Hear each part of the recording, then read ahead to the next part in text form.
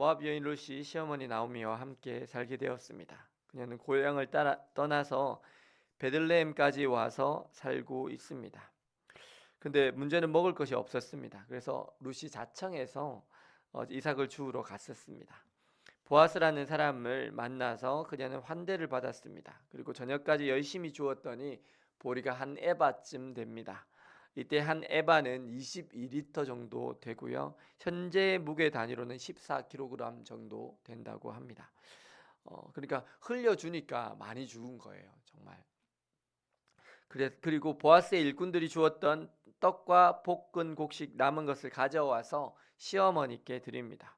그러자 시어머니가 놀라서 묻습니다. 오늘 어디서 곡식을 주었느냐고. 그래서 룻이 보아스라는 사람의 밭에서 주었다고 말을 했더니 나오미가 보아스의 복을 빕니다.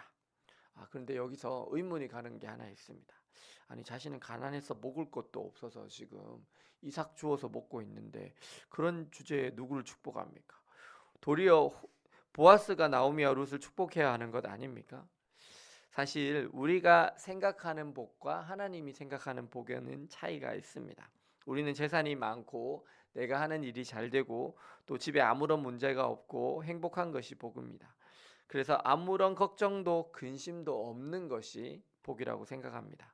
근데 하나님의 입장은 다릅니다. 하나님의 입장에서는 우리의 삶에 문제가 있어도 근심이 있어도 내 삶에 어려움이 있다 할지라도 전심으로 하나님을 찾고 있고 내가 하나님께 간구하고 있다면 그게 바로 복이라는 것입니다.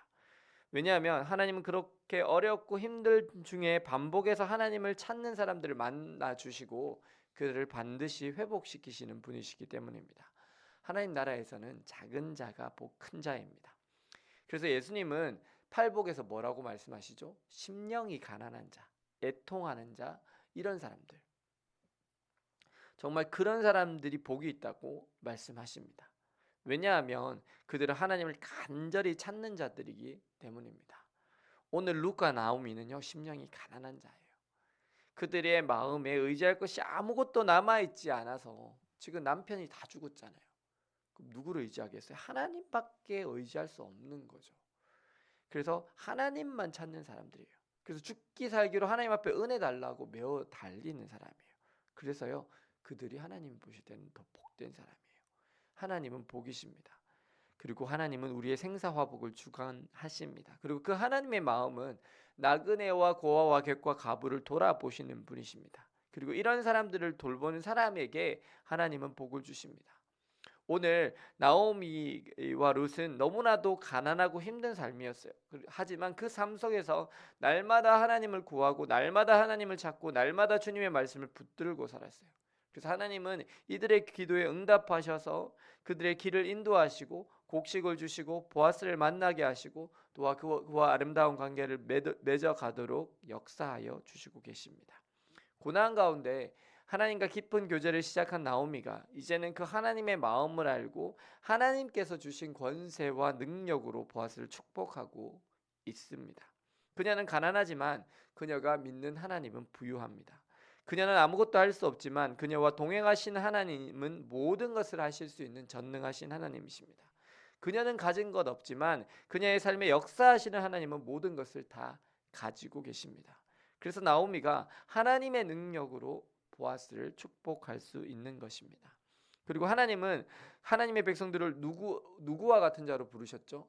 우리를 왕 같은 제사장으로 부르셨어요.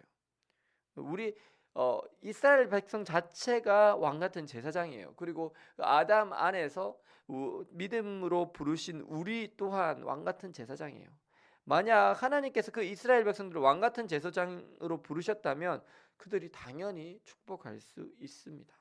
나오미 역시도 왕 같은 제사장입니다. 그래서 축복하는 거예요. 우리가 믿음의 인물들을 보면 하나같이 다 축복하는 사람들이었습니다. 아브라함도요, 이삭도 자기 자식들을 축복합니다. 꼭 가장 이어서만 축복을 하는 것이 아닙니다.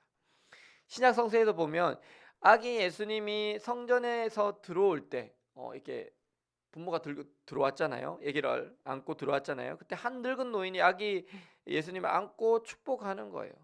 축복은요, 내가 얼마나 가지고 있는지와 상관이 없습니다. 왜냐하면 우리가 가난하고 힘든 삶을 살아가고 있다 할지라도 우리가 그것 때문에 하나님과 동행하고 있고 하나님의 풍성한 사랑과 은혜를 나눌 수 있는 통로로 살아가기 때문입니다.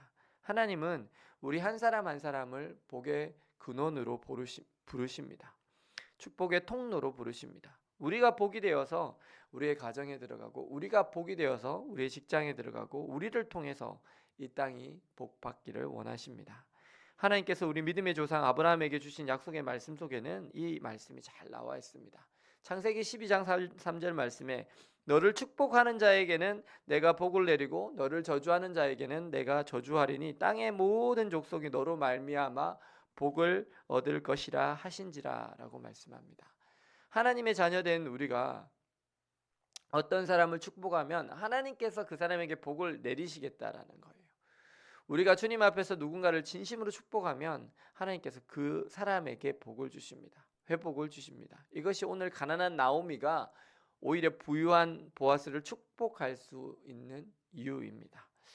어떤 직장인 크리스천이 있었습니다. 근데 그는 교회에 다니기 때문에 술을 마시지 않았는데 그것 때문에 계속 괴롭히는 상사가 있는 거예요. 술자리에 와서 우리 군대 말 용어로 갈군다고 그러는데 계속 야 너는 아직도 술을 안 마시냐? 이러면서 막 갈구는 거예요. 그러면서 야 그럼 너 술 마시는 대신에 우리 앞에서 기도를 해봐 이렇게 하더래요. 그러면서 이렇게 일부러 막 힘들게 만드는 거죠. 그래서 그 기독교인 집사님은 이렇게 하나님 어떻게 해야 되죠? 하고 잠깐 이렇게 묵상 기도를 했는데 하나님께서 어떤 마음을 주시냐면 너는 그를 마음껏 축복해라 라는 마음을 주시는 거예요. 그래서 그냥요 그 자리에서 술자리 다 술 먹고 있는데 그냥 마음껏 축복했대요. 하나님 우리 부장님을 지켜보아요 주옵소서. 그의 가정이 범사가 잘 되게 하시고 그가 강건하게 하시고 그가 나갈 때도 복을 받게 하고 들어올 때도 복을 받게 하고 모든 일이 형통하게 하시고 하늘의 신령한 복을 누리는 하나님의 사람 되게 하여 주시옵소서. 매어있던 모든 것에서 자유롭게 하시고 그의 은혜를 날마다 경험하는 복의 근원으로 삼아 주시옵소서. 그러면서 한 5분 정도를 아주 크게 기도를 했대요. 사람들 앞에서. 그때부터요 그 직장 상사의 눈매가 달라졌다고 그럽니다. 그리고 다시는 그 사람을 괴롭히지 않았대요. 우리가 사람들을 축복할 때 하나님은 우리의 축복을 통해서 그들에게 복을 주십니다. 혹시 그들이 복을 받을 준비가 안 되어 있으면요 걱정하지 않으셔도 됩니다. 그 복이 우리한테는 다 돌아옵니다. 그래서 베드로 사도는 말씀합니다. 베드로전서 3장 9절 말씀에 악을 악으로 욕을 욕으로 갚지 말고 도리어 복을 빌라 이를 위하여 너희가 부르심을 받았으니 이는 복을 이어받게 하려 하심이라. 오늘 우리가 가난해도 부요해도 하나님은 우리를 사랑하셔서 구원하시고 하나님의 복의 통로로 삼아 주셨습니다. 축복은 우리의 처지와 상관없이 하나님의 은혜가 흘러가는 통로입니다. 오늘 우리의 이웃, 가족 그리고 직장의 동료들을 마음껏 축복하시고 우리를 통해서 하나님의 복이 흘러가는 축복의 통로로 살아가시는 저와 여러분들 되시기를 예수님의 이름으로 축원합니다.